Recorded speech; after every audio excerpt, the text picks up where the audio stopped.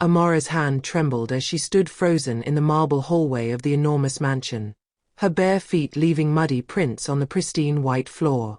She had only come here to beg for food, clutching her empty stomach that hadn't seen a proper meal in 3 days. But now, staring at the wall before her, she felt the world tilt beneath her feet.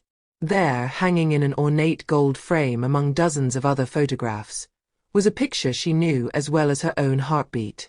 A little girl with gap-toothed smile, wearing a yellow dress with butterfly patterns, sitting on a swing in a garden bursting with purple bougainvillea. That dress. That garden. That swing. Amara's breath caught in her throat because she was that little girl. This was a photograph from her childhood, from a life she barely remembered, from a time before everything fell apart. "How is this possible?" she whispered, her voice cracking.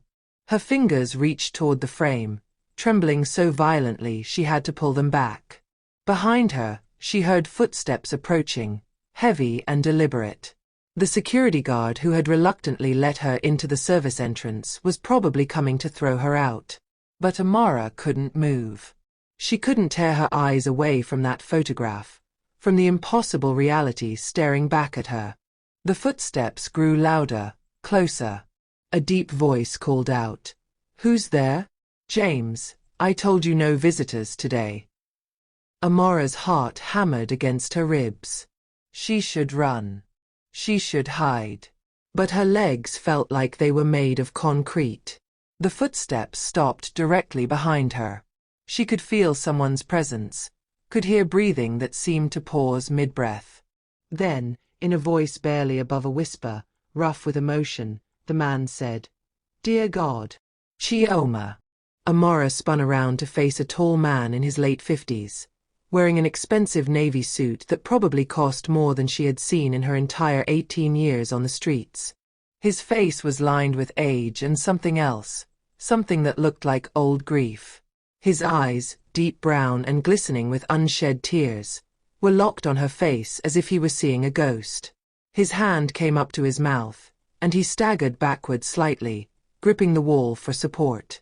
"Chioma," he said again, louder this time, his voice breaking. "Is it really you?"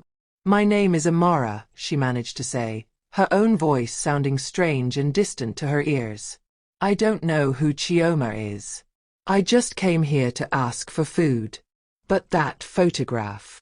She pointed at the wall with a shaking finger. "That's me. I know it's me. I remember that dress. I remember that garden. How do you have this picture?" The man's face went through a series of emotions: shock, hope, disbelief, and finally something that looked like joy mixed with agony. He took a step toward her, then stopped himself, as if afraid she might disappear if he got too close. "You don't remember," he whispered. "Of course you don't remember. You were only 4 years old." "Remember what?" Amara demanded, feeling panic rising in her chest. "Who are you? Why do you have my photograph?" The man's eyes filled with tears that began to stream down his weathered cheeks. "Because," he said, his voice thick with emotion, 23 years ago, my daughter was kidnapped from that very garden. My Chioma. My baby girl. And you, standing here in front of me, you look exactly like her mother did at your age." He paused, pulling out his phone with trembling hands. "We never stopped looking. Never stopped hoping. Tell me, please, tell me your birthday." Amara's mind was spinning. "I don't know my real birthday. The woman who raised me, Mama Kemi, she found me at a market in Lagos when I was small. She said I was wandering alone, crying. I couldn't remember anything before that day. Not my name, not where I came from, nothing. She gave me the name Amara and picked a random date for my birthday." Her voice dropped to a whisper. "Are you saying that you're—" Before she could finish her sentence, the front door of the mansion burst open. A woman's voice, sharp and cold, cut through the air like a knife. "Adakunal, what is the meaning of this? James told me there's a street beggar in our house. Security is already calling the police. A tall, elegant woman in a designer pantsuit strode into the hallway, her heels clicking against the marble. Her eyes swept over Amara with undisguised disgust, taking in her torn clothes, her dirty face, her matted hair. But when her gaze shifted to Adekunle's tear-stained face, something changed. Her expression hardened into something almost like fear. "Ngozi," Adekunle said, his voice steady now despite his tears. "Look at her. Really look at her. This girl, she has Chioma's birthmark." Ngozi's face went pale. "What are you talking about? That's impossible. Adekunle, you're not thinking clearly. This is obviously some kind of con artist who's heard about our tragedy and—" "Show her," Adekunle said to Amara, his eyes intense. "The birthmark. Do you have a small star-shaped mark on your left shoulder blade?" Amara's blood ran cold. Slowly, she turned and pulled down the collar of her ragged shirt, revealing the distinctive mark she had always wondered about, the one that looked exactly like a tiny star, no bigger than a coin. She heard Ngozi gasp, heard something that sounded like a sob or maybe a curse. "Someone call Dr. Okonkwo immediately," Adekunle commanded, his voice taking on an authority that made everyone in the room stand straighter. "We're doing a DNA test. Today. Right now." He turned back to Amara, and she saw something fierce in his eyes, something protective and desperate. "Whatever happens, you're not leaving this house. Not until we know the truth. Not until we find out if you're my daughter who was stolen from me 23 years ago." Amara felt the room spinning around her. Behind her, Ngozi's face had transformed into a mask of barely controlled rage. And somewhere in the depths of this massive mansion, Amara could hear more footsteps approaching, more voices, more pieces of a puzzle she didn't even know existed beginning to fall into place. If you're watching this story unfold and you're as shocked as Amara is right now, hit that subscribe button because this is just the beginning. What would you do if you discovered your entire life might be a lie? Drop your thoughts in the comments below. The next 2 hours passed in a blur that felt more like a fever dream than reality. Dr. Okonkwo, a short, professional woman with kind eyes and efficient movements, arrived within 30 minutes of Adekunle's call. She set up her equipment in what Adekunle called the study, a room lined with leather-bound books and photographs of a life Amara had never known. Amara sat on a velvet chair that was softer than any bed she had ever slept on, watching as Dr. Okonkwo swabbed the inside of her cheek. Adekunle sat across from her, never taking his eyes off her face, as if afraid she might vanish into thin air. Ngozi stood by the window, her back rigid, her phone pressed to her ear as she spoke in low, urgent whispers. "The results will take about 90 minutes with the rapid test," Dr. Okonkwo explained, sealing the samples carefully. "Mr. Balogun, are you sure you want to wait here? I can call you when—" "I'm not going anywhere," Adekunle interrupted firmly. "I've waited 23 years. I can wait 90 more minutes." As Dr. Okonkwo left to process the samples in her mobile lab van, an uncomfortable silence settled over the room. Amara's stomach chose that moment to growl loudly, reminding everyone that she had come here begging for food. She felt her cheeks burn with embarrassment. Adekunle stood up immediately. "Forgive me. You must be starving. Ngozi, please ask cook to prepare something." "I'll do no such thing," Ngozi snapped, turning from the window. Her eyes were cold and calculating. "Adekunle, you're being manipulated. Can't you see what's happening here? This girl probably heard about Chioma's kidnapping and researched everything. The birthmark could be fake. This is Lagos. People do worse things for money every day." "Then the DNA test will prove that," Adekunle replied calmly, though Amara could see his jaw tighten. "But until then, she is a guest in this house. A hungry guest. A guest." Ngozi laughed, but there was no humor in it. "She's a street rat who probably has lice and diseases. You're going to let her contaminate our home based on your desperate fantasies." "That's enough." Adekunle's voice thundered through the room, making Amara jump. I don't know what's gotten into you, but you will show basic human decency under my roof. This girl, whether she's Chioma or not, deserves respect and kindness. Ngozi's face twisted with something ugly. Your roof. Last I checked, I've been your wife for 15 years. Half of everything in this house is mine. You're my wife, yes, Adekunle said quietly. But you're not Chioma's mother. Her mother, my first wife Adana, died of heartbreak 2 years after our daughter was taken. You knew what you were getting into when you married me. You knew I never stopped searching. Amara watched this exchange with growing confusion and discomfort. There were layers here she didn't understand, currents of tension that had nothing to do with her. Before anyone could say more, a young man burst into the room. He looked about 25, tall and athletic, wearing designer jeans and a polo shirt. Dad, what's going on? The housekeepers are saying there's a homeless girl claiming to be Chioma. They said Mom called me home immediately because... He stopped mid-sentence, his eyes landing on Amara. For a long moment, he just stared. Then his expression hardened. You can't be serious. Tund, Adekunle said wearily. This is Amara. We're running a DNA test. A DNA test. Tund's voice rose. Dad, this is insane. Chioma is dead. She's been dead for over 20 years. You need to accept that and stop letting con artists take advantage of your grief. She has the birthmark, Adekunle said softly. Tund's face paled slightly, but he recovered quickly. Birthmarks can be faked. Tattooed. This is obviously a scam. How convenient that she shows up right after Forbes published that article about you being one of the wealthiest men in West Africa. Amara had heard enough. She stood up, her legs shaky but her voice steady. I didn't know who he was. I didn't know about any Forbes article or wealth or anything. I was hungry. I knocked on the back door to ask for food. That's all. I saw the photograph by accident. She turned to Adekunle. I don't want to cause problems in your family. Maybe I should just go. No. Adekunle's voice was firm. You're not going anywhere until we have answers. He pulled out his phone and made a call.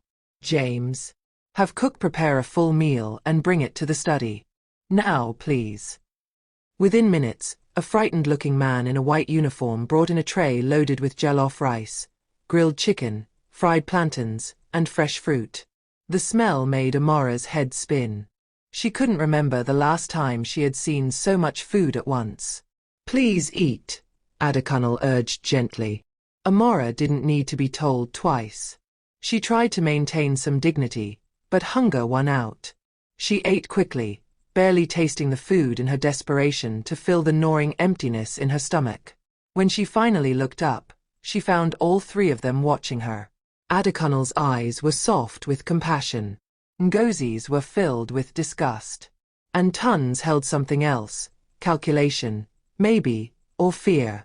Tell me about your life, Adekunle said gently. You said someone named Mama Kemi found you? Amara swallowed her last bite and nodded. She found me at Balagan Market. I was maybe 4 or 5 years old, wandering alone, crying. She took me home with her. She was kind, but poor. Very poor. She sold vegetables at the market. We lived in a single room in Ajegunle. Ajegunle, Ngozi muttered. One of the worst slums in Lagos. It was home, Amara said quietly, meeting her eyes. Mama Kemi wasn't rich, but she shared what little she had. She sent me to school when she could afford it. She tried her best. You said was, Adekunle noted gently. What happened to her?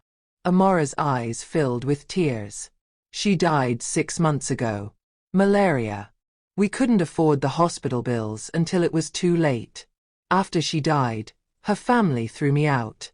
They said I wasn't really her daughter, so I had no claim to her room or her market stall. I've been living on the streets since then. 6 months on the streets, Adekunle whispered, his face stricken. A young girl alone. The dangers. I learned to survive, Amara said, lifting her chin. I'm tougher than I look. Before anyone could respond, Dr. Okonkwo returned, her face professionally neutral. She carried a sealed envelope. The results are ready. The room fell into complete silence. Amara's heart pounded so hard she could hear it in her ears. Adekunle stood slowly, his hand shaking as he reached for the envelope. Ngozi moved closer, her face pale. Tun's jaw was clenched so tight Amara could see a muscle jumping in his cheek. Dr. Okonkwo handed the envelope to Adekunle. Mr. Balogun, before you open that, I want to remind you that this is a preliminary rapid test. For legal purposes, you'll want a more comprehensive test from an accredited lab. However, this test is 98% accurate. Adekunle's fingers fumbled with the envelope. It seemed to take forever for him to tear it open and unfold the paper inside.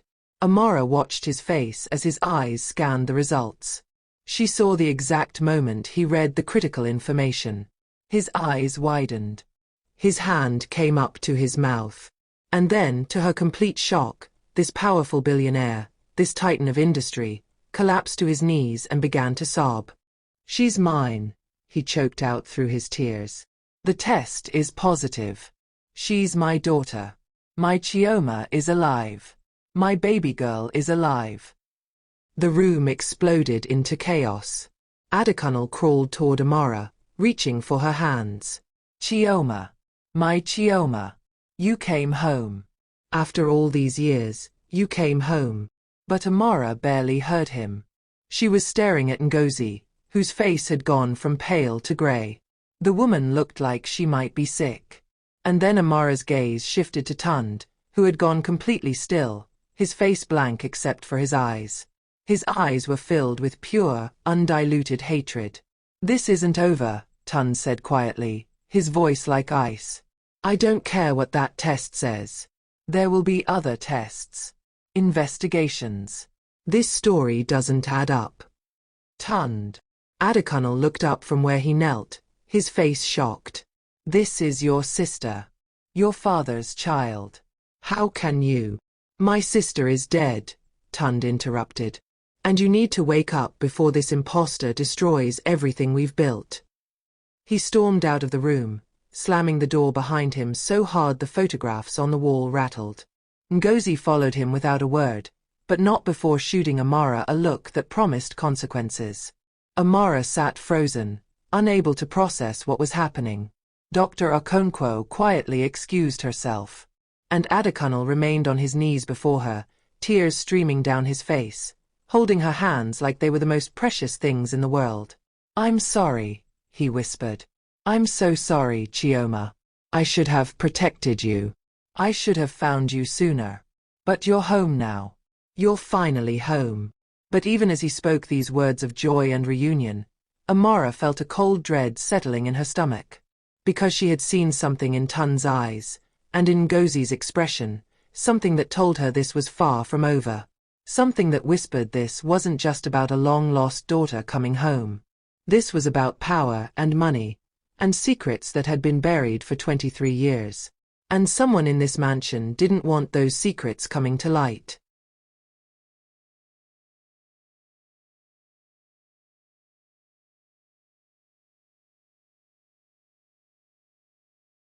The bedroom they gave Amara was larger than the entire room she had shared with Mama Kemi. Floor-to-ceiling windows overlooked a sprawling garden filled with the same purple bougainvillea from her childhood photograph. A four-poster bed dominated the space, draped in soft cream linens that looked like they'd never been slept in. An ensuite bathroom gleamed with marble and gold fixtures. It was beautiful. It was overwhelming. It felt like a trap. Amara stood in the middle of the room, still wearing her dirty street clothes, afraid to touch anything. A gentle knock interrupted her thoughts. A kind-faced woman in her 50s entered, carrying an armful of clothes. Hello, dear. My name is Blessing. I'm the head housekeeper. Her voice was warm, motherly. Mr. Balogun asked me to bring you some clothes and draw you a bath. These belonged to Miss Chioma before. He's kept everything all these years. Amara watched as Blessing laid out a simple cotton dress on the bed. "I don't understand what's happening," she whispered. Blessing's expression softened. "None of us do, child. But I can tell you this, I've worked for Mr. Balogun for 30 years. I was here the day Miss Chioma was taken. I saw what it did to him, to his wife Adana. It destroyed them both." She paused, studying Amara's face. "You look so much like her. Like Adana. It's almost like seeing a ghost." "What happened?" Amara asked. "How was I taken?" "It was during a birthday party in the garden. Miss Chioma's 4th birthday. There were so many guests, so many children running around. One moment she was on the swing, the next she was gone. We searched everywhere. The police searched. Mr. Balogun hired private investigators, offered huge rewards. But there was nothing. No ransom demand, no body, no trace. She simply vanished." Amara touched the birthmark on her shoulder unconsciously. "And his wife. Adana never recovered.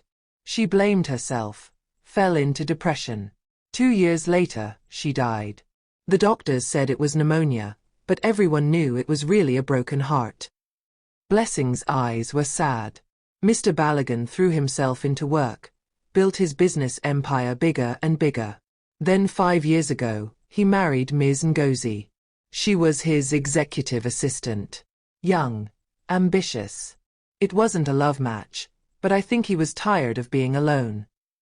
"She doesn't want me here," Amara said quietly. Blessing's face remained carefully neutral. "Ms. Ngozi likes things a certain way. Your return changes many things. Master Tund was set to inherit everything. Now." She trailed off, then seemed to catch herself. "I shouldn't gossip. Come, let me help you with that bath. You'll feel better when you're clean." The hot water was heaven. Amara soaked until her fingers wrinkled, watching the dirt from weeks on the streets swirl down the drain. When she emerged, she barely recognized herself in the mirror. Clean skin, hair washed and combed, wearing a simple yellow dress that fit perfectly. She looked like she belonged here. But she didn't feel like it. That evening, Adekunle insisted she join him for dinner in the formal dining room. The table could seat 20 people, but it was just the two of them at one end. Ngozi and Tund had apparently chosen to eat elsewhere. "I've scheduled a comprehensive DNA test for tomorrow at the best lab in Lagos," Adekunle said, serving her rice and stew with his own hands. "Not because I doubt the results, but because I want documentation that no one can question. I'm also hiring investigators to find out what happened to you, how you ended up at that market." "Do you remember anything from before?" he asked gently. "Anything at all?" Amara thought hard, searching through the fog of forgotten years. "Sometimes I have dreams. A garden with flowers. A swing. A woman singing. But I never knew if they were real memories or just things I imagined." "Your mother used to sing to you every night," Adekunle said, his voice thick with emotion. "Adana had the most beautiful voice. And you loved that swing. You would beg to be pushed higher and higher until she worried you'd fly away." He smiled sadly. "I suppose in a way you did." They ate in comfortable silence for a while. Then Adekunle said, "I need to tell you something. About the inheritance, about what your return means." "I don't want anything," Amara said quickly. "I didn't come here for money. I didn't even know who you were." "I know that," Adekunle assured her. "But the fact remains, you are my legitimate heir. Under Nigerian law, you have rights to my estate. Tund is my son, yes, but from my second marriage. You are my firstborn. That matters legally." "Is that why they hate me? Tund and Ngozi?" Adekunle sighed heavily. "Tund has been raised thinking he would inherit the Balogun Empire. Ngozi has been the lady of this house for 5 years. Your return disrupts their plans, their expectations. But that's not your fault, Chioma. None of this is your fault." "Please don't call me that yet," Amara said softly. "I've been Amara for so long. Chioma feels like a stranger's name. Of course. I'm sorry. Amara, then. He reached across the table and squeezed her hand. We have time. All the time in the world to figure this out together. But they didn't have time. Because at that moment, Tund burst into the dining room, his phone in his hand, his face triumphant and cruel. Dad, you need to see this. Right now. He thrust the phone toward Adekunle. I hired my own investigator. Just got the preliminary report. Very interesting reading. Adekunle took the phone, frowning. Amara watched his expression change as he read, confusion giving way to shock, then something that looked like pain. What is it? She asked, fear creeping up her spine. According to this report, Tund said, his voice dripping with satisfaction, Mama Kemi, the woman who supposedly found you and raised you, had a criminal record. She was arrested multiple times for petty theft and fraud. And get this, she was questioned 24 years ago in connection with several child abductions in Lagos. Amara felt like she'd been punched. No, that's not true. Mama Kemi was good.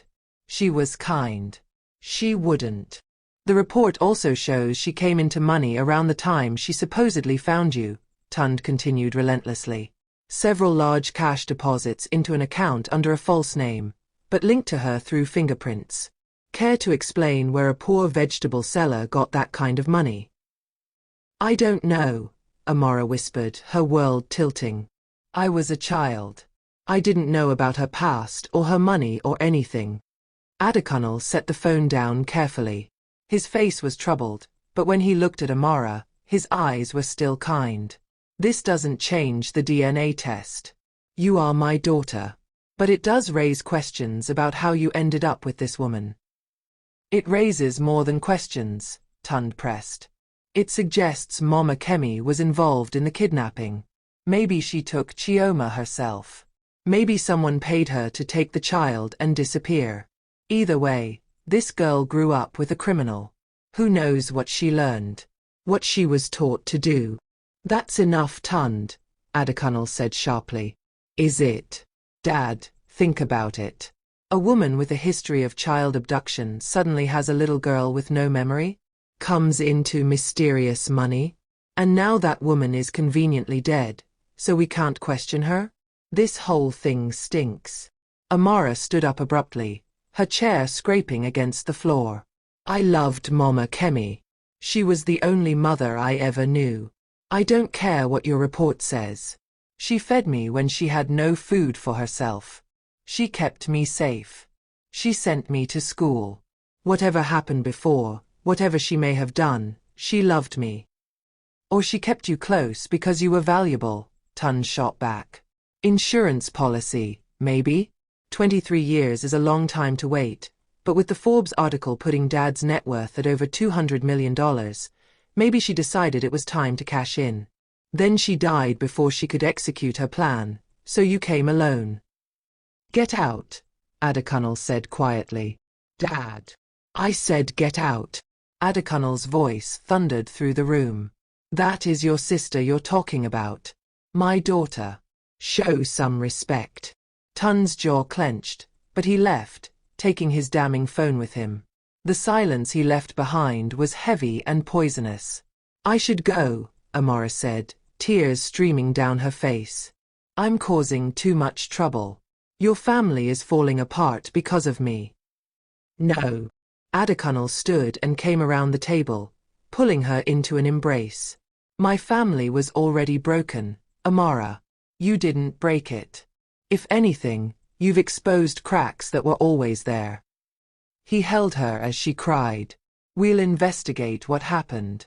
We'll find the truth. But whatever that truth is, you are my daughter. The DNA doesn't lie. And I won't lose you again. But even as he held her, Amara couldn't shake the terrible feeling that Tund was right about one thing. There were too many coincidences, too many convenient gaps in her story. What if Mama Kemi had been involved in her kidnapping? What if the only mother she'd ever known was actually the person who had stolen her from her real family? And if that was true, what other secrets was Mama Kemi hiding? What else didn't Amara know about her own past? Later that night, unable to sleep in the enormous bed, Amara wandered down to the study where she'd first seen her photograph. The house was quiet, everyone asleep. She stood before the wall of pictures, studying each one. Photos of a life she'd lost. A father who'd never stopped searching. A mother who'd died of grief. That's when she noticed something odd. One of the frames was slightly crooked. She reached up to straighten it, and as she did, the frame came loose from the wall. Behind it was a small hole, and tucked inside was a folded piece of paper, yellowed with age. With trembling hands, Amara pulled out the paper and unfolded it. It was a letter, written in elegant handwriting. The date at the top was from 23 years ago, just days after Chioma's disappearance. "My dearest Adekunle," it began. "If you're reading this, it means something has happened to me. There are things you don't know about Chioma's disappearance. Things I couldn't tell you. The kidnapping wasn't random. It was planned. And the person who planned it is closer than you think. I have proof, but I'm afraid to." The letter ended abruptly, the rest of the page torn away. Amara's heart pounded. This was written by Adana, her birth mother. Just days after the kidnapping. She'd known something. She'd had proof. And then she died 2 years later. Amara's hands shook as she reread the words. "The person who planned it is closer than you think." Footsteps sounded behind her. Amara spun around to find Ngozi standing in the doorway, wearing a silk robe, her face illuminated by the dim light. Her eyes were fixed on the letter in Amara's hands. "Where did you get that?" Ngozi's voice was barely a whisper, but there was something in it that made Amara's blood run cold. "It was hidden behind the picture," Amara said, taking a step back. "It's from Adana. She knew something about the kidnapping." Ngozi's face was unreadable. "Give it to me." "No. This belongs to Adekunle. He needs to see it." "I said give it to me." Ngozi stepped forward, and there was something predatory in her movement. "You have no idea what you're meddling with, girl. Some secrets are buried for a reason." "What secrets?" Amara demanded, her back now against the wall. "What do you know?" Before Ngozi could answer, a loud crash echoed through the house. Glass shattering. A scream. And then Tun's voice, shouting for help. Both women ran toward the sound, Amara still clutching the letter. They burst into the main hallway to find chaos.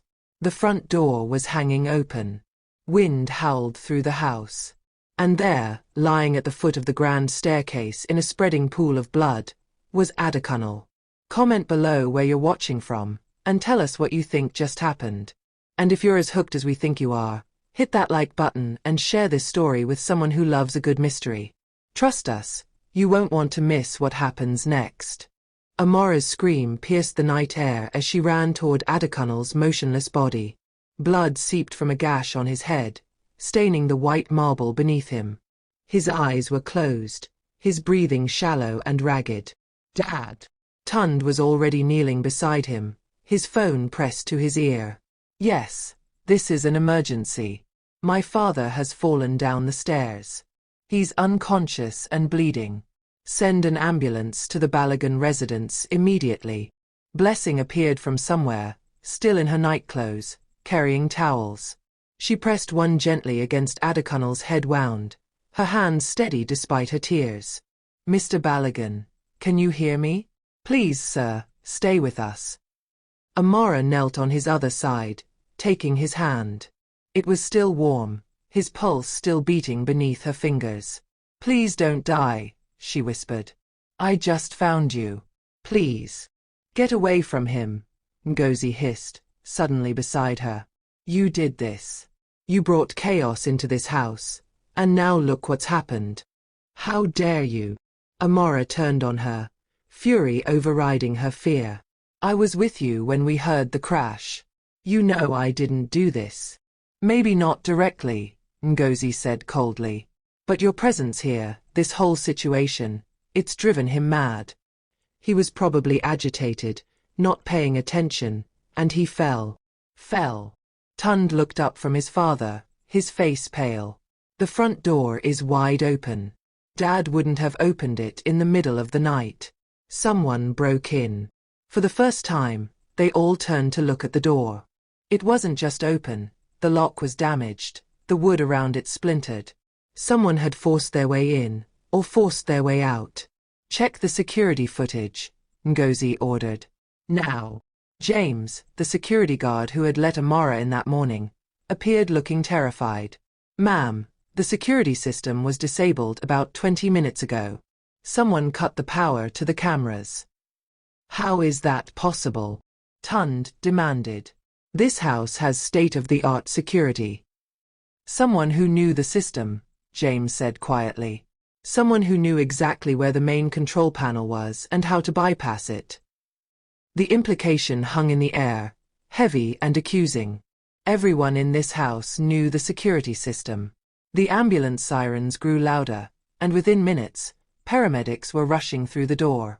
They worked quickly, stabilizing Adekunle, checking his vitals, loading him onto a stretcher. He has a severe head injury and possible internal injuries, the lead paramedic reported. We need to get him to the hospital immediately. Who's riding with him? I am, Tund said firmly. Me too, Amara added, still holding Adekunle's hand. Ngozi's face twisted with rage. You have no right. You're not family. You're a stranger who showed up yesterday claiming to be his daughter. The DNA test says otherwise, Amara shot back.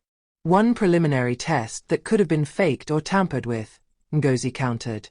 For all we know, you orchestrated this whole thing. You and whoever helped you break in tonight. That's insane, Amara protested. Is it? You show up with some convenient story about being found at a market. You have a birthmark that could be tattooed.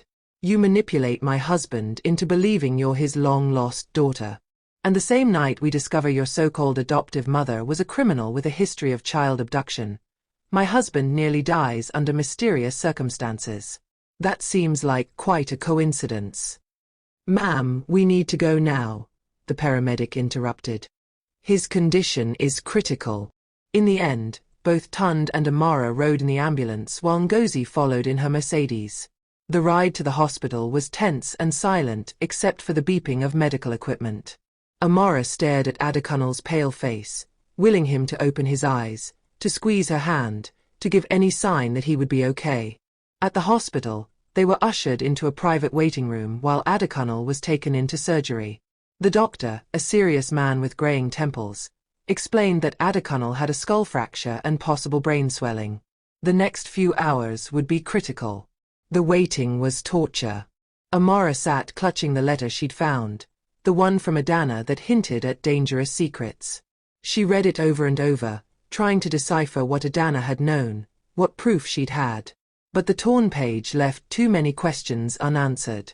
What's that? Tund asked suddenly, nodding at the letter. Amara hesitated, then decided he deserved to know. I found it hidden behind one of the photographs in the study. It's from your father's first wife, Adana. She wrote it days after Chioma was kidnapped.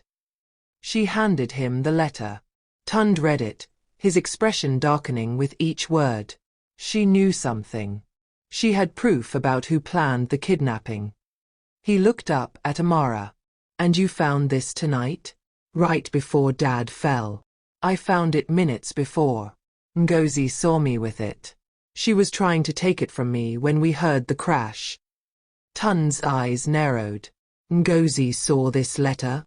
Yes. She seemed upset. Afraid, even. She told me some secrets are buried for a reason. Before Tund could respond, Ngozi entered the waiting room, her phone in her hand. Her composure was cracking, her eyes red-rimmed and anxious. Any news? Still in surgery, Tund said. He held up the letter. We need to talk about this. Ngozi's face went pale. Where did you get that? Amara found it hidden in the study. A letter from Adana suggesting she knew who planned Chioma's kidnapping.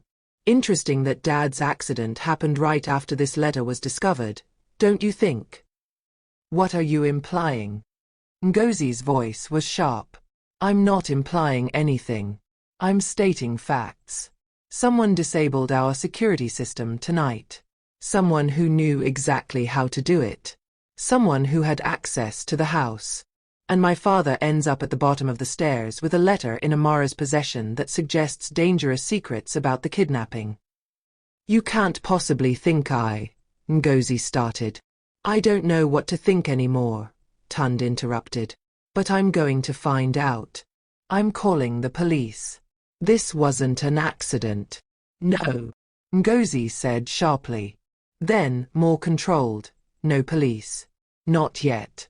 Think about it, Tund. A police investigation means media attention. Reporters digging into our family's business. Your father's company stock will take a hit. Competitors will circle like sharks. We need to handle this privately. A man is fighting for his life, Amara said quietly. Your husband. Don't you care more about finding out what happened than protecting the company's reputation? Ngozi turned on her with cold fury. Don't you dare judge me. You know nothing about what it takes to maintain an empire like this.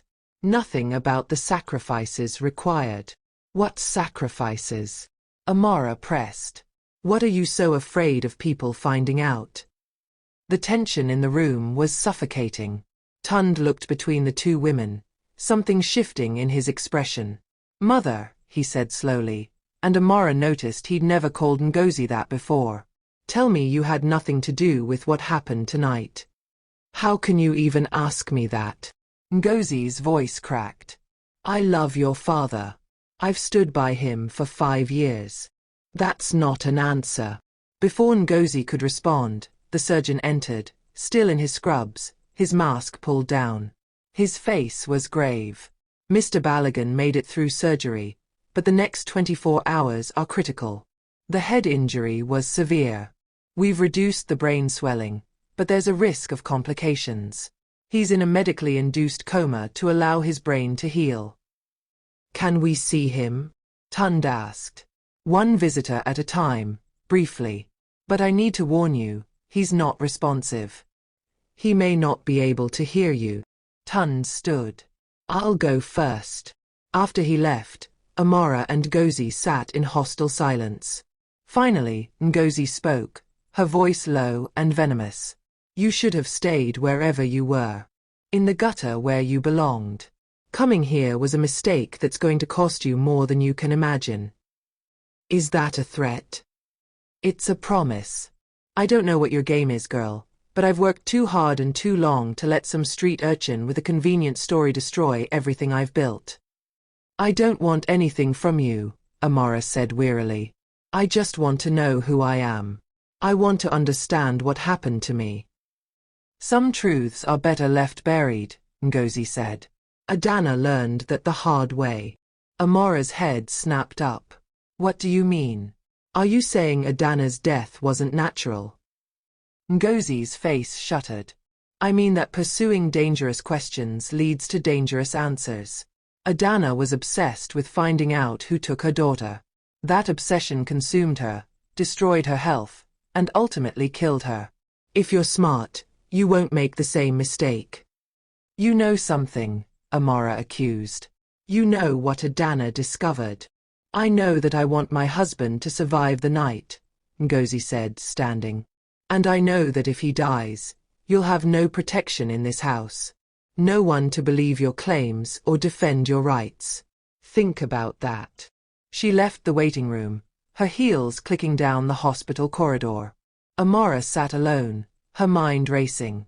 Ngozi's words had been a warning and a threat, but they'd also been a confession of sorts. She knew more than she was saying about the kidnapping, about Adana's death, about all of it. Amara pulled out the torn letter again, studying Adana's handwriting. The person who planned it is closer than you think. Closer. Not some random kidnapper. Someone in their inner circle.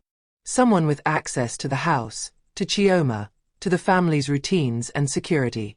23 years ago, Ngozi hadn't been part of the family. But someone had been. Someone who might still be there, watching, waiting, keeping secrets. Amara stood and walked to the window overlooking the parking lot. Dawn was breaking, painting the sky in shades of pink and gold. Somewhere out there was the truth about what had happened to her, about who had stolen her childhood, about why Mama Kemi had kept her hidden for so long. And somewhere in the Balogun mansion was evidence. She was sure of it.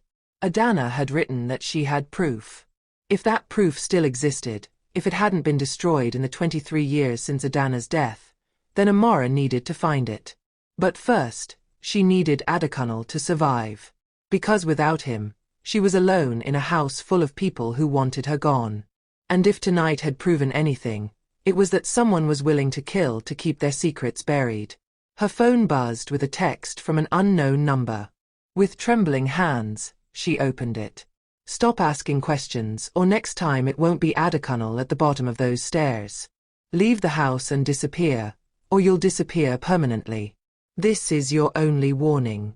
Amara's blood ran cold. She looked around the empty waiting room, suddenly aware of how vulnerable she was. Someone was watching her. Someone knew she'd found the letter. Someone was desperate enough to threaten her life. She should be terrified. She should pack her few belongings and run back to the streets where at least the dangers were ones she understood. But as she looked down at the letter in her hands, at Adana's elegant script, she felt something else entirely. Anger. Someone had stolen her childhood. Someone had murdered or arranged for Mama Kemi's involvement in her kidnapping. Someone had destroyed Adana with grief and secrets. And now someone had tried to kill Adekunle, the only person who believed her, who wanted her here. Amara made a decision. She wasn't running. She was going to find out the truth, no matter what it cost. She owed it to Adana, to Mama Kemi, to Adekunle, and to the 4-year-old girl she'd been, the one who'd been ripped away from her life and left with nothing but nightmares and gaps where memories should be. But she couldn't do it alone. She needed help. She needed someone she could trust. The question was, in a house full of suspects and secrets, who could she trust? 3 days passed in a blur of hospital vigils and sleepless nights. Adekunle remained in his medically induced coma while doctors monitored his brain activity. Amara spent most of her time at the hospital, afraid to leave his side, afraid that something worse would happen if she wasn't there to watch over him. Tund came and went, his attitude toward Amara shifting between suspicion and something that almost looked like reluctant acceptance. Ngozi appeared once a day, stayed for exactly 30 minutes, and left without speaking to Amara beyond cold pleasantries. On the 4th morning, as Amara sat beside Adekunle's bed reading aloud from a newspaper, hoping somehow he could hear her, Tund entered with a manila folder under his arm. "We need to talk," he said without preamble. "Privately." They moved to the hospital cafeteria, finding a quiet corner away from other visitors. Tund opened the folder and spread several documents across the table. "I hired 3 different investigators," he said. "I needed to know the truth. About you, about Mama Kemi, about everything." He paused. "I owe you an apology." Amara's eyes widened in surprise. "What?" "The first investigator I hired was cheap and fast. He gave me what I wanted to hear, evidence that made you look guilty. But something didn't sit right, so I hired better investigators. More thorough ones." He tapped the documents. Mama Kemi was questioned about child abductions 24 years ago. That part was true. But she was cleared. She was a witness, not a suspect. Someone had tried to snatch a child from her market stall, and she fought the kidnapper off. That's why police talked to her. Amara felt tears prick her eyes. She was protecting children, not stealing them. The money deposits were real too, but they came from her sister who lived in London. The sister sent money every few months to help support her. I found bank records, letters, everything. Tund looked uncomfortable. "I wanted you to be a fraud. It would have been easier. But the evidence says otherwise." "Why are you telling me this?" "Because I think someone in our house is playing a very dangerous game, and they're trying to frame you for it. The threatening text you received, it came from a burner phone bought in Lekki 2 weeks ago. Whoever is behind this has been planning for a while. You know about the text? Amara asked, surprised. I saw you reading it at the hospital. You looked terrified. I took your phone while you were in the bathroom and checked. He had the grace to look embarrassed. I know, invasion of privacy. But I needed to know if you were the threat or if you were being threatened. Amara didn't know whether to be angry or grateful. And what did you decide? That we're both in danger. That my father is in danger. And that my mother knows more than she's saying. He leaned forward. I need to show you something else. After Dad's fall, I went through his private office, the one even the staff doesn't have access to. I found this. He pulled out a leather-bound journal, worn with age. It belonged to Adana. Dad kept it after she died. I've been reading it, trying to understand what she knew about the kidnapping. Amara reached for the journal with trembling hands. What does it say? A lot of things. But the most important entries are from the week before Chioma disappeared. Adana wrote that she'd noticed someone watching the house. Someone in a black car that parked across the street every afternoon for about an hour. She wrote down the license plate number. Did you trace it? I tried.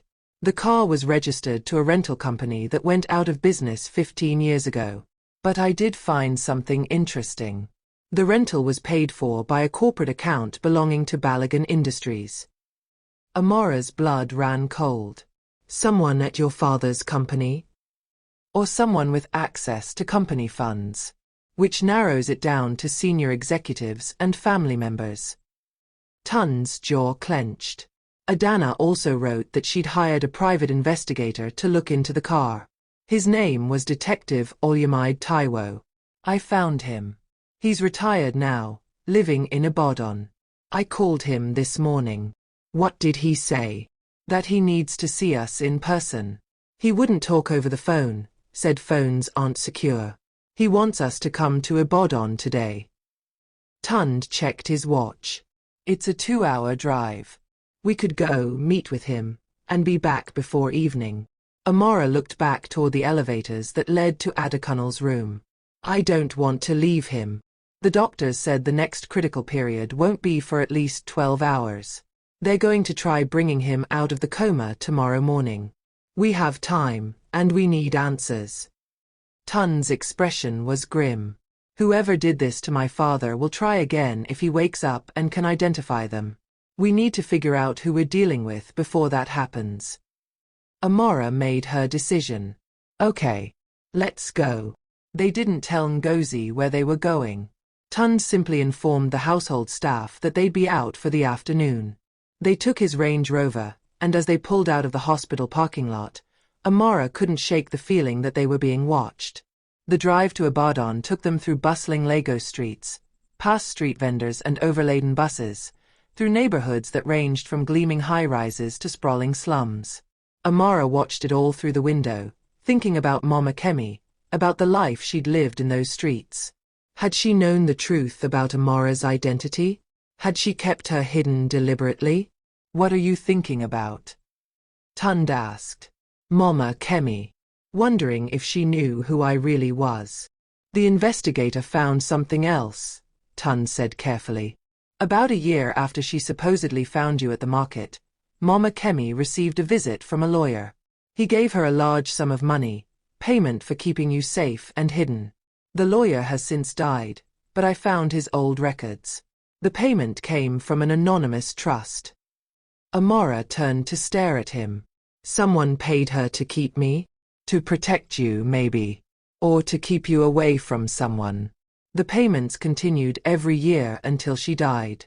Whoever set up that trust wanted to make sure you were cared for. Could it have been Adekunal? Tund shook his head. I thought of that. But Dad never stopped searching. He would have brought you home immediately if he'd known where you were.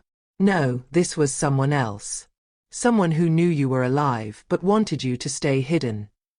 They drove the rest of the way in silence, each lost in their own thoughts. Ibadan appeared gradually, The old capital city with its mix of colonial architecture and modern buildings spread across gentle hills. Tund navigated through increasingly narrow streets until they reached a modest compound in a quiet neighborhood. Detective Olyamide Taiwo was waiting for them on his veranda, a gray-haired man in his 70s with sharp eyes and a watchful demeanor. He invited them inside, served them Zobo drinks, and studied Amara with unsettling intensity. "You look just like her," he said finally. "Like Adana. I see it now. You're truly Chioma Balogun." "How can you be sure?" Amara asked. "Because I was there the day you were born. Adekunle and I were friends from university. I wasn't a detective yet, just a young police officer. He called me to the hospital, so excited to show me his daughter." His eyes grew distant with memory. "I held you when you were 2 hours old. You had that same birthmark, that little star. I remember thinking it looked like a sign, like you were marked for something special." "Then you know about the kidnapping," Tund said. Taiwo's expression darkened. "I know what they told the public. Random kidnapping, no suspects, no leads. But that's not the whole truth. I tried to tell Adekunle, but by the time I had real evidence, Adana was dead and he was drowning in grief. He didn't want to hear it. Didn't want to believe what I'd discovered." "What did you discover?" Amara leaned forward. Taiwo stood and walked to an old cabinet, pulling out a box file thick with documents. "Adana hired me 2 weeks before the kidnapping. She was convinced someone was planning to hurt her family. She'd received anonymous letters, warnings telling her to convince Adekunle to sell his shares in the company. When he refused, the threats escalated." He spread photographs across the coffee table. Amara recognized the black car Adana had written about in her journal. There were also photos of the birthday party, the garden, and horrifyingly, several shots of young Chioma alone, unguarded, vulnerable. These were sent to Adana the day before the birthday party. A message. "Comply or your daughter pays the price." Taiwo's voice was heavy. "Adana didn't tell Adekunle. She thought she could handle it, thought if she cooperated with my investigation quietly, we'd catch whoever was threatening them. But she ran out of time." "Who sent the threats?" Tund demanded. "That's what I've spent 23 years trying to prove conclusively. I have suspicions, evidence that points in one direction, but never enough for a conviction." He pulled out another document, this one a financial statement. 2 days after Chioma disappeared, someone sold a large block of Balogun Industries shares. Shares that had belonged to a silent partner in the company. The sale netted 30 million naira, a fortune back then. "Who was the silent partner?" Amara asked, though she was starting to suspect. "Adebayo Okafor. He was Adekunle's business partner when they started the company. But they had a falling out 5 years before the kidnapping. Adekunle bought him out, or thought he did. Okafor kept some shares hidden under shell companies, waiting for his chance to force Adekunle to buy them back at inflated prices." Tund's face had gone pale. "Okafor? But he's been dead for years." 10 years, Taiwo confirmed. "Died in a car accident. Very convenient timing, right after I started asking questions again." He looked at Amara. "But before he died, he made a deathbed confession to his priest. Told him about his involvement in the kidnapping. The priest couldn't break confidentiality while Okafor was alive, but after he died, the priest came to me. Okafor didn't take the child himself. He hired someone to do it. Someone he paid very well to make sure Chioma disappeared permanently." "But I didn't disappear permanently," Amara said. "I ended up with Mama Kemi." That's the interesting part. According to the priest, Okafor's hired kidnapper was supposed to take you out of the country, sell you to adoption traffickers overseas. But something went wrong. The kidnapper got cold feet or had a change of heart. Instead of following through with the plan, they left you at Balogun Market and disappeared with the money. And then someone else, the person who set up the trust, found out what happened and paid Mama Kemi to keep me safe," Amara said, pieces falling into place. They knew I was alive but thought keeping me hidden was safer than bringing me home. Exactly. Which means there were at least 3 players in this game. Okafor, who ordered the kidnapping. The kidnapper, who botched the job but never came forward. And a third party, someone who discovered you were alive and chose to keep you hidden rather than return you to your father. Why? Tund asked. Why would anyone do that? Taiwo looked at him gravely. Because bringing you home would have exposed the conspiracy. Would have led to investigations, questions, discoveries. Someone wanted the whole thing buried. And they were willing to pay a fortune to keep it that way. A horrible suspicion was forming in Amara's mind. Detective Taiwo, when exactly did these annual payments to Mama Kemi begin? What date? He checked his records. The first payment was made on June 15, 22 years ago. Why? Amara felt sick. That's 3 months after the kidnapping. 3 months after Adana started investigating. But it's also 1 month before she died. The implications hung in the air like poison. Tund voiced what they were all thinking. You're saying whoever set up the trust, whoever paid to keep Amara hidden, did it before Adana died. Which means Adana might have known. Might have discovered that Chioma was alive. And if she knew and didn't tell Adekunle, Taiwo said slowly, then she had a reason to keep that information secret. A reason worth dying for. Or, Amara whispered, a reason worth killing for. At that moment, Tund's phone rang. He answered it, and Amara watched the color drain from his face. When? How long ago? We're in Ibadan, we'll get there as fast as we can. He hung up, his hand shaking. That was the hospital. Dad's regaining consciousness. The doctors are bringing him out of the coma early because his brain activity showed he was trying to wake up on his own. He grabbed his keys. But there's more. They found something when they were changing his for.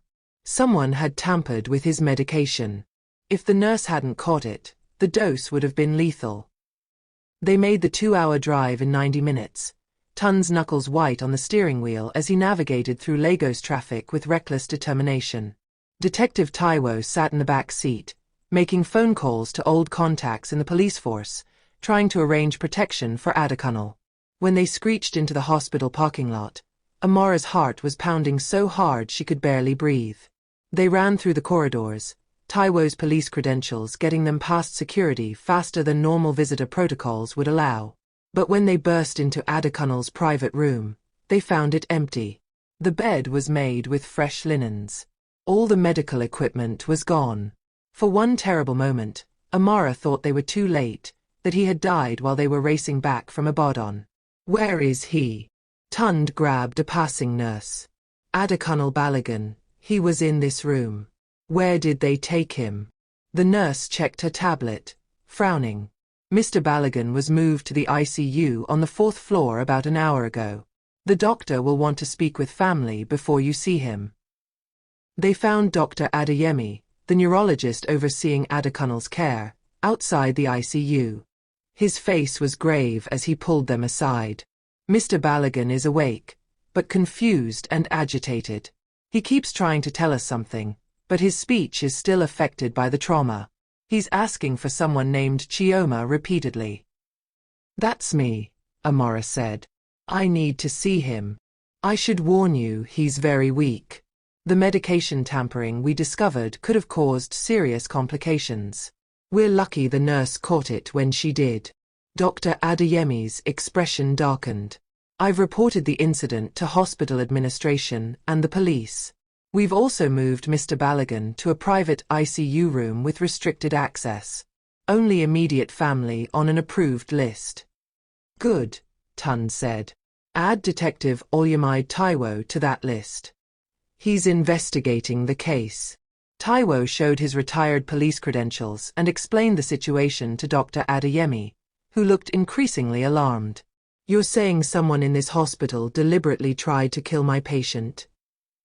We're saying someone wants him dead before he can tell us what he knows, Taiwo replied. Which means we need to hear what he has to say as soon as possible. They were led to a small, sterile room with reinforced doors and a security guard stationed outside. Adekunle lay in the bed, his head still bandaged, monitors beeping steadily around him. His eyes were open, but unfocused. When Amara entered, his gaze locked onto her face and tears immediately began streaming down his cheeks. "Chioma," he whispered, his voice rough and broken. "My Chioma. I'm sorry. So sorry." Amara took his hand gently. "I'm here. You're safe now. Can you tell us what happened? Who pushed you down the stairs?" Adekunle's eyes darted around the room, landing on Tund, then on Detective Taiwo. Recognition flickered when he saw Taiwo. "Olyamide. You're here." "I'm here, old friend," Taiwo said, moving closer. "We need you to tell us everything. Who hurt you? Who took Chioma all those years ago?" Adekunle's breathing became labored, the monitors beeping faster. "Didn't fall. Pushed. Saw the photograph, the letter. Knew then. Should have known years ago." "The letter from Adana?" Amara prompted gently. "We found it. She said the person who planned the kidnapping was close to you." "Too close," Adekunle gasped. "Family. Always family. The night of the party, I saw. But I didn't understand until now. The shoes." "What shoes?" Tund asked urgently. "Dad, what are you talking about?" "Red shoes. Designer shoes. Adana bought them for herself that week. Only 2 pairs existed in Nigeria. One for her. One for..." He trailed off, his eyes closing. "Dad, stay with us," Tund urged. "One pair for who?" But Adekunle had slipped back into unconsciousness. Dr. Adeyemi rushed in, checking his vitals. "You need to let him rest. His blood pressure is spiking. Too much stress could cause another hemorrhage." They were ushered out of the room, but not before Amara saw Adekunle's hand twitch, his finger pointing weakly toward something. She followed his gaze and felt her blood run cold. Through the small window in the ICU door, she could see down the hallway. And there, standing by the nurse's station wearing an expensive designer outfit and red heels, was Ngozi. Amara grabbed Tund's arm. "Your mother. She's here." Tund looked and his face went pale. "She said she was going to the company office today. She wasn't supposed to be here." Ngozi turned, saw them watching, and her expression transformed from shock to something calculating. She began walking toward them, her red heels clicking against the linoleum floor with each step. Click, click, click. The sound echoed in Amara's head, connecting to a memory she hadn't known she had. A child's perspective, looking up at someone tall. Red shoes. Angry voices. Being carried away into darkness. "I need to check something," Detective Taiwo said urgently, pulling out his phone. He made a call, speaking rapidly in Yoruba. When he hung up, his face was grim. "I just had a colleague check the old case files. There was evidence collected from the birthday party that was never properly investigated. Guest lists, photographs, security footage. I asked them to send me everything." Ngozi reached them, her face a mask of concern. "Tund. Darling. I came as soon as I heard your father was awake. How is he? How did you hear?" Tund asked slowly. "The hospital hasn't made any announcements. The doctor called me, of course. I'm his wife. They have to notify me of any changes in his condition." "That's strange," Dr. Adeyemi said, appearing behind them. "I haven't called anyone except the immediate family members already present. And Mrs. Balogun isn't on my contact list for Mr. Balogun's case. He specifically requested only his children be notified of updates." Ngozi's composure cracked for just a moment. "I must have been confused. One of the nurses must have mentioned it when I called to check on him." "The nurses don't have access to that information," the doctor replied, frowning. "And we've been asked not to share patient status with anyone not on the approved visitor list due to the security concerns." "Security concerns?" Ngozi's voice was sharp. What security concerns? Someone tried to poison my father, Tun said flatly. Tampered with his 4 medication. The same night Amara found that letter from Adana, the one mentioning red shoes. Ngozi's face went white. Red shoes. I don't know what you're talking about. Don't you? Taiwo stepped forward, his phone in his hand showing a photograph. This is from the birthday party 23 years ago. 2 hours before Chioma disappeared. Do you recognize this woman? The photograph showed a young woman in her 20s, beautiful and ambitious looking, standing near the garden gate. She was wearing a black dress and distinctive red designer heels. The woman was unmistakably a younger Ngozi. That's impossible, Ngozi said, but her voice lacked conviction. I didn't know Adakunal back then. We met 6 years ago when I started working for his company. That's what you told everyone, Taiwo agreed. But employment records don't lie. I had my contact pull Balagan Industries personnel files from 25 years ago. You were hired as a junior executive assistant 3 years before the kidnapping. You were at that birthday party as a company representative. And according to multiple witness statements that were never properly followed up, you were seen talking to a man matching Adebayo Okafor's description near the garden gate minutes before Chioma vanished. This is ridiculous, Ngozi said, but she was backing away. You can't prove anything with an old photograph. Can't I? Taiwo pulled up another image. This is a bank record showing payments from one of Okafor's shell companies to an account in your name. Payments that started 1 month before the kidnapping and continued for 2 years after. 20 million naira total. A fortune for a junior executive. Tun stared at his mother with horror and betrayal written across his face. You were part of it. You helped them take Chioma. No. Ngozi's voice was desperate now. You don't understand. I didn't know what they were planning. Okafor told me he just wanted information about the family's schedule, about the security system. He said it was corporate espionage, that he needed leverage for a business deal. I was young, stupid, and desperate for money. I didn't know he was planning to kidnap a child.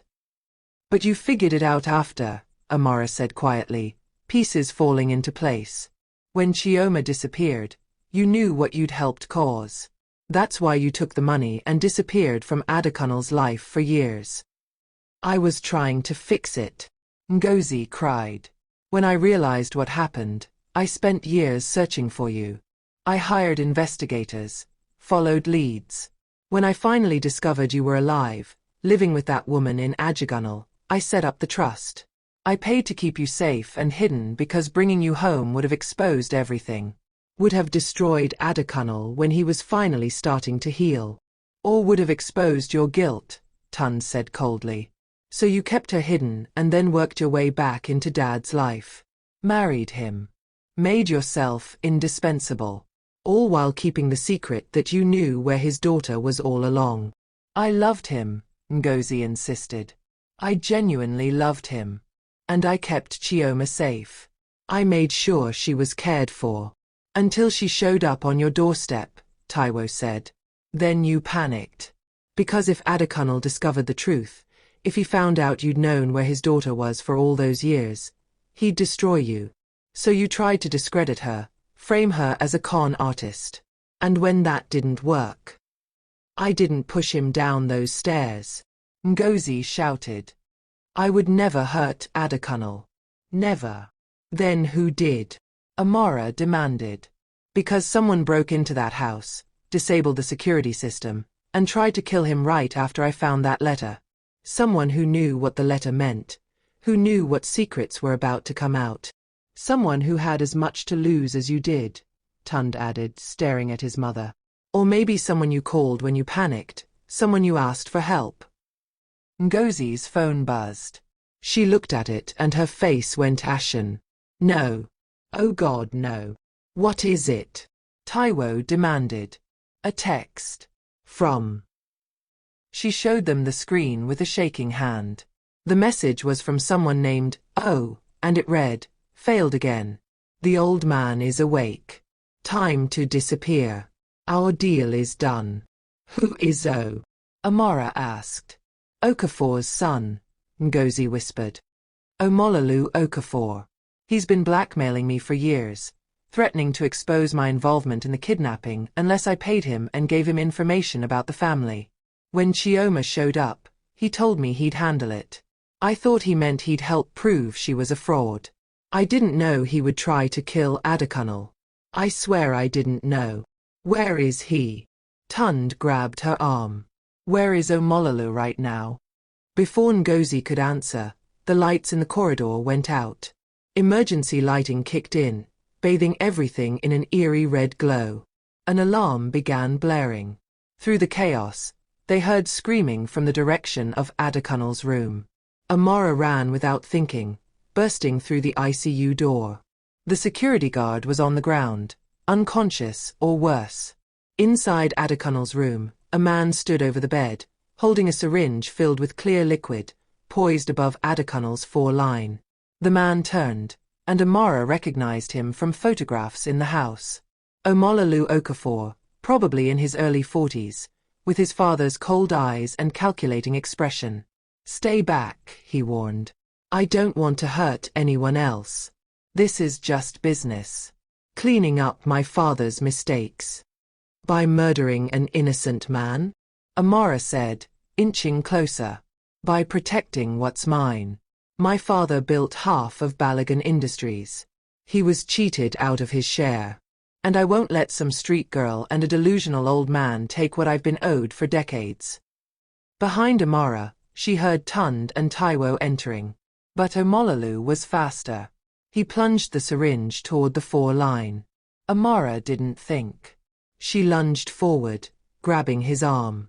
The syringe went flying, shattering against the wall.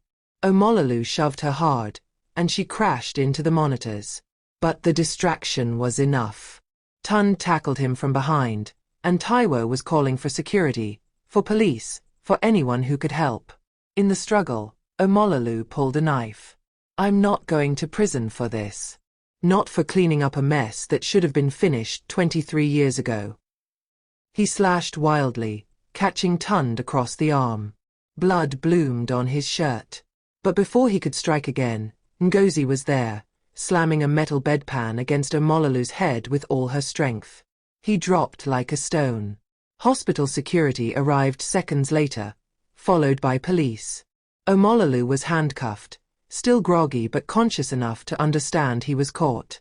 As they dragged him away, he looked at Amara with pure hatred. You should have stayed lost, he spat. Everything was perfect until you came back. Then he was gone, and the room was filled with police, medical staff, and chaos. Through it all, Amara kept her eyes on Adekunle, watching the monitors, praying that despite everything, he would survive this too. Dr. Adeyemi checked him over, relief evident on his face. He's stable. The sedatives I gave him earlier kept him asleep through most of this. His vitals are good. He's going to make it. Amara sank to the floor, overwhelmed. Tund sat beside her, holding his bleeding arm but not seeming to care. And Ngozi stood in the corner, tears streaming down her face, the woman who had caused so much pain and yet, in the end, had saved Adekunle's life. What happens now? Amara asked Taiwo, who was giving his statement to the police officers. Now, he said, we finally get justice. Omololu will be charged with attempted murder. Ngozi will face charges for her role in the original kidnapping and for withholding information. And you, Chioma Balogun, finally get to reclaim your life. But as the police led Ngozi away in handcuffs, as she looked back with an expression of regret and sorrow, Amara realized that justice was more complicated than she'd imagined. Ngozi had been complicit in the worst thing that ever happened to her family. But she'd also kept Amara alive, paid for her care, and in the end, had saved Adekunle's life. Some secrets destroyed. Some secrets protected. And some secrets did both at once. 2 months later, Amara stood in the garden where her childhood photograph had been taken, watching workers install a new swing in the exact spot where the old one had been. The purple bougainvillea was in full bloom, just as it had been 23 years ago. So much had changed since that chaotic night at the hospital. Omololu Okafor had been charged with 2 counts of attempted murder and conspiracy. He'd made a full confession, hoping for a reduced sentence, revealing how he'd spent years planning to eliminate anyone who might expose his father's crimes. He'd been the one to tamper with Adekunle's medication, to send the threatening texts, to push Adekunle down the stairs when the letter was discovered. Ngozi's case was more complicated. She'd pleaded guilty to conspiracy and withholding evidence but had cooperated fully with authorities, providing documentation of everything she knew about the original kidnapping. Her lawyer argued that she'd been a young woman manipulated by a powerful man, and that she'd spent years trying to make amends by protecting Chioma. The judge had been somewhat sympathetic, sentencing her to 5 years in prison with the possibility of parole after 3. Before being taken away, Ngozi had asked to speak with Amara one final time. They'd met in a private room at the courthouse, with guards present. "I don't expect forgiveness," Ngozi had said, her designer clothes replaced with a plain prison uniform. "What I did was unforgivable. I helped destroy your childhood, your family. I kept you from your father for years because I was too cowardly to face the consequences of my actions." "Why did you marry him?" Amara had asked. "If you felt so guilty, why come back into his life?" "Because I genuinely fell in love with him," Ngozi said simply. "I know that sounds convenient, like I'm making excuses. But it's true. When I came back to work for the company 6 years ago, I told myself I just wanted to make sure he was okay, to watch over him from a distance. But he was so kind, so broken underneath his success. We started talking, spending time together. And I fell in love with the man I'd helped hurt so terribly." She wiped tears from her eyes. "I kept telling myself that keeping you hidden was protecting everyone. That bringing you home would destroy the life Adekunle had finally managed to rebuild.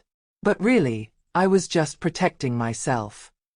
"You saved his life," Amara had pointed out. "That has to count for something. Maybe. Or maybe I was just trying to save myself from being a murderer on top of everything else." Ngozi had looked at her intently. "I kept records, Chioma. Everything about the trust, about where the money came from, about how I found you.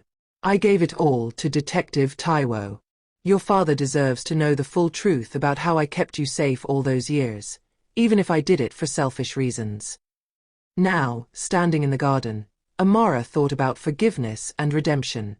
Ngozi had done terrible things, but she'd also ensured that Amara survived, that she was cared for. The world wasn't as simple as good people and bad people. There was so much in between. "Beautiful, isn't it?" Amara turned to find Adekunle walking toward her, still moving carefully but growing stronger every day. The doctors said he'd make a full recovery, though he'd always have a scar on his head as a reminder of how close he'd come to death. "It's exactly like I remembered," Amara said, gesturing to the garden. "Or maybe like I dreamed. I'm still not sure where memory ends and imagination begins." "It will come back," Adekunle assured her, standing beside her. "Little pieces, bit by bit. The doctors say trauma often locks memories away, but they're still there, waiting." They stood in comfortable silence for a moment. Then Adekunle said, "I've been thinking about Mama Kemi. I want to honor her memory properly. She saved you, kept you safe when she had every reason not to take an estranged child. Whatever brought you to her, whatever money she was paid, she chose to love you and raise you as her own." "She did love me," Amara said softly. "I'm sure of that now. Maybe she knew who I really was. Maybe she didn't. But she treated me like I was precious. Like I mattered." "Because you do matter," Adekunle said firmly. "You are precious. And I've wasted so much time already. So I wanted to ask you something." He pulled out a folder from his jacket. "These are legal documents. I've had lawyers working on them for weeks. They would officially restore your birth name, Chioma Balogun, and establish you as my legal heir." Amara took the folder but didn't open it. "What about Tund?" "I don't want to take anything from him. Tund and I have talked extensively about this. He has his own trust fund and will inherit a substantial portion of my estate. But you are my firstborn, my daughter who was stolen from me. You have rights, Chioma. Rights that were taken from you 23 years ago. I don't know if I can be Chioma yet, Amara admitted. That name belongs to a little girl who had everything. I'm Amara, the girl who grew up in Ajagunal, who survived on the streets. I don't know how to be anyone else. Ajagunal smiled gently. Then be both. Be Amara Chioma Balagan, the girl who survived incredible hardship and the daughter who came home. You don't have to choose one identity over the other. Amara thought about that, about carrying both names, both histories. It felt right somehow. Amara Chioma, she tested the words. I like that. Good. Because I've also enrolled you in one of the best private schools in Lagos. You missed years of education, but the headmaster assures me they have programs for students who need to catch up. You're brilliant, Amara. You survived things that would have broken most people. Imagine what you can do with proper education and opportunities. School, Amara breathed, remembering how she'd loved learning during the brief periods when Mama Kemi could afford to send her. Really? Really? And there's more. I've established the Adana Balagan Foundation in your mother's memory. It will provide scholarships and support for children who've been displaced, orphaned, or trafficked. Children like you were. I'd like you to be involved in the foundation, to help guide its mission. Who better to understand what these children need than someone who lived through it? Tears filled Amara's eyes. A foundation for lost children. Mama Adana would have loved that. She would have loved you, Adekunle said, pulling her into an embrace. She would have been so proud of the strong, compassionate young woman you've become despite everything. The sound of a car pulling up interrupted them. Tund emerged, his arm still in a sling from the knife wound but healing well. Behind him came Detective Taiwo, carrying a briefcase. Sorry to interrupt, Tund said, but Detective Taiwo found something important.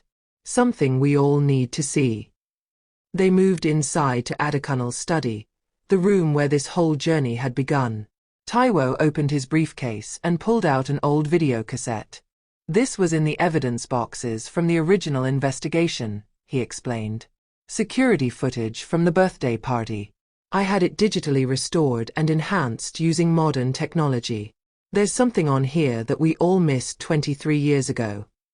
He connected his laptop to the television and played the video. They watched as the birthday party unfolded, children playing, adults mingling. Young Chioma in her yellow butterfly dress, laughing on the swing, being pushed by her mother. Then the camera angle shifted, showing the garden gate. A young Ngozi appeared, talking to a man who was clearly Adebayo Okafor. They were arguing about something, Okafor gesturing angrily while Ngozi shook her head. Watch what happens next, Taiwo said, pointing to the screen. A woman in staff uniform approached Chioma, offering her something. The little girl took it, probably candy or a treat, and followed the woman toward the gate. But before they reached it, another figure intervened. A woman with long dark hair, wearing an elegant dress. She spoke sharply to the staff member, who backed away quickly. Then the well-dressed woman picked up Chioma and carried her toward the house. Can you enhance that woman's face? Adekunle asked, leaning forward. Taiwo did, and they all gasped. The woman was unmistakably Adana, Chioma's mother. I don't understand, Amara said. Mama Adana took me? But everyone said I was kidnapped from the garden. Keep watching, Taiwo instructed. The video continued. Adana carried Chioma into the house, disappearing from view of the garden cameras. 10 minutes later, Adana emerged alone, looking frantic. She ran through the garden, searching everywhere, calling Chioma's name. Other guests started searching too. And all the while, the staff member in the uniform was nowhere to be seen.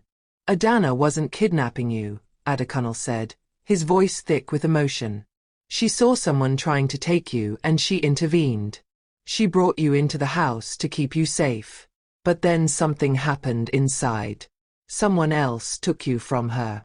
Someone who had access to the house, Tund said grimly. Someone the staff wouldn't question. Taiwo pulled out another document.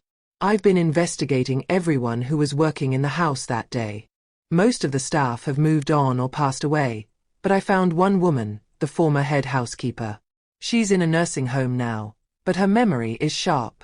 She remembers that day vividly. What did she say? Adekunle asked.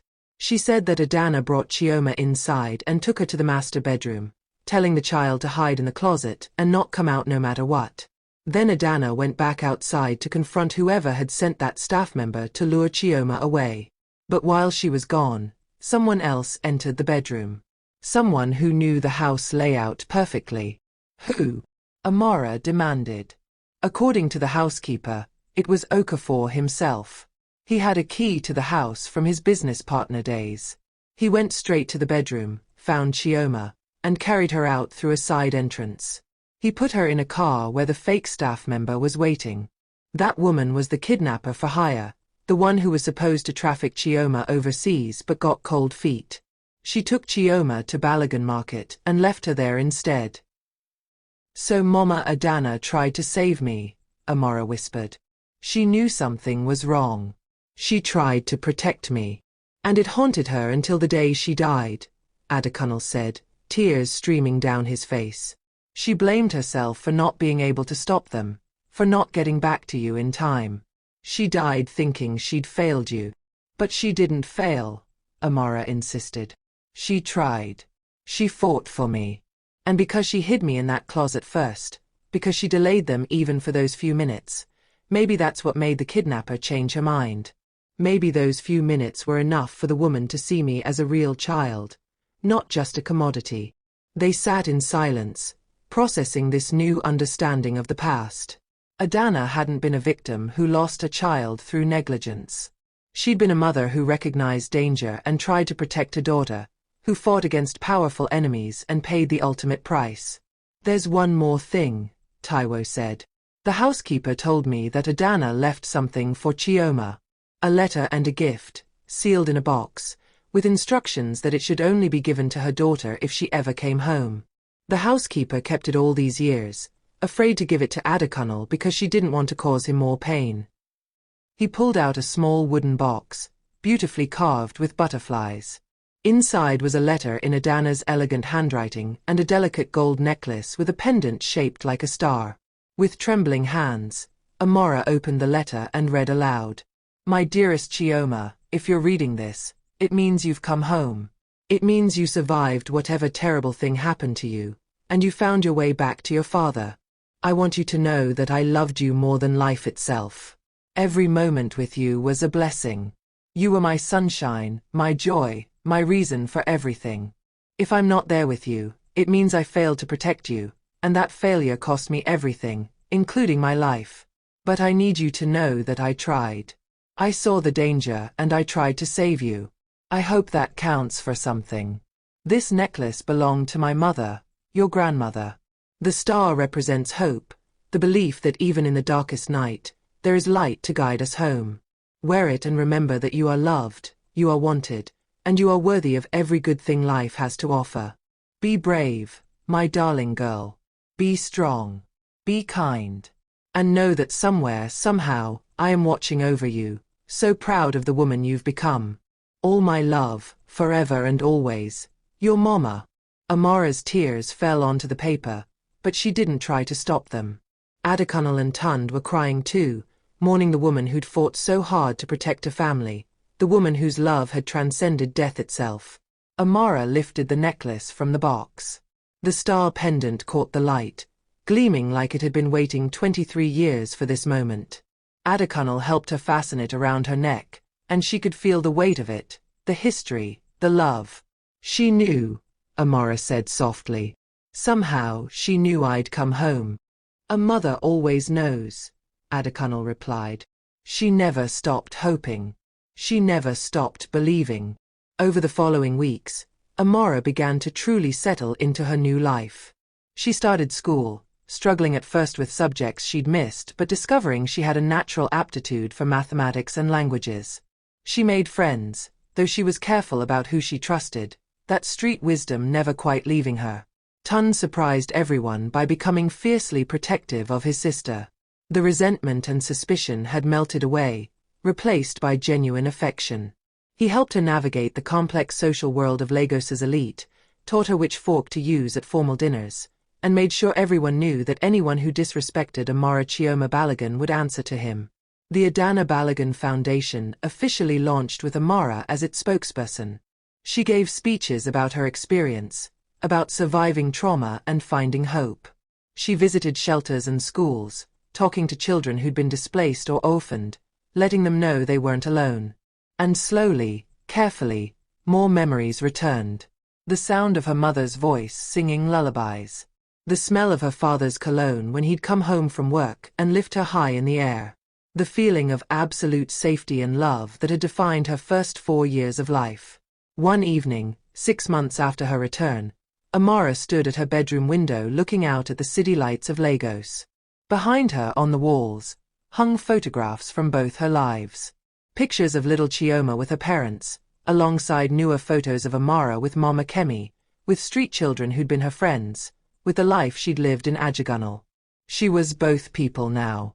Both stories. The lost princess and the street survivor. And she wouldn't erase either part of herself. Her phone buzzed with a message from Blessing, the housekeeper who'd been so kind from the beginning. "Come to the kitchen. I made your favorite." Amara smiled. Blessing had taken it upon herself to teach Amara all of Adana's recipes, to pass down that heritage. Tonight it would be jollof rice and plantains, made exactly the way her mother used to make them. As she headed downstairs, passing the wall of photographs where her journey had begun, Amara thought about destiny and choice, about the paths life takes us on and the strength it takes to survive them. She'd been stolen, lost, found, and reclaimed. She'd been hurt, betrayed, protected, and loved. And through it all, she'd remained herself. Amara. Chioma. Both. Neither. A girl who'd learned that home wasn't just a place you came from, but a place you fought to create, even when the whole world seemed determined to take it away.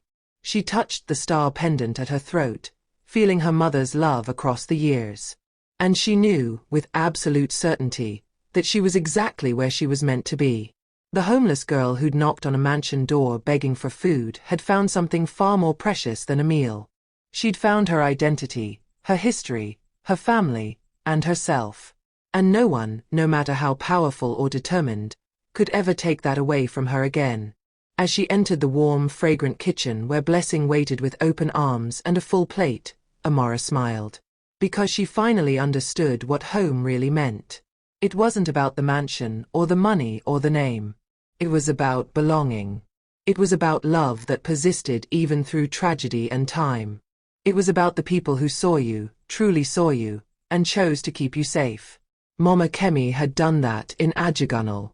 Adana had tried to do it in those final desperate moments. And now Adekunle, Tund, Blessing, and even in her complicated way, Ngozi had done it too. Amara Chioma Balogun was home. Finally, truly home.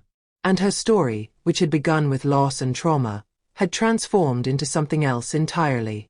A story of resilience, of justice, of family bonds that couldn't be broken no matter how many years or miles tried to separate them.